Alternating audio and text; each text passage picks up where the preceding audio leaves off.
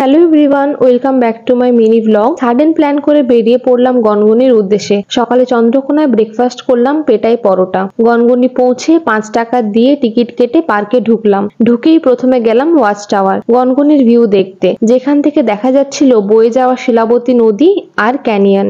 খুব অসাধারণ লাগছিল। পার্কের মধ্যে হোমস্টে রেস্টুরেন্ট আছে। আমরা পার্কের মধ্যে রেস্টুরেন্টে লাঞ্চ করলাম। চিকেন থালি 200 টাকা, ভেজ থালি 80 টাকা। এই প্রাকৃতিক আশ্চর্যটি অবস্থিত পশ্চিম মেদিনীপুর জেলার গড়বেতা শহরের কাছাকাছি।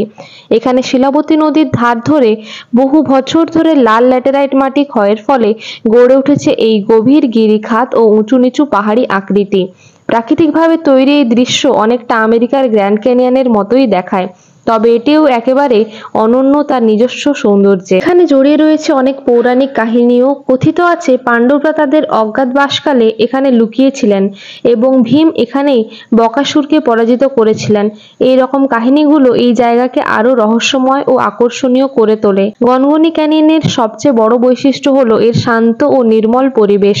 প্রাকৃতিক এই সৌন্দর্য বিশেষ করে সূর্যোদয় বা সূর্যাস্তের সময় দেখলে মন একেবারে ভরে যায়।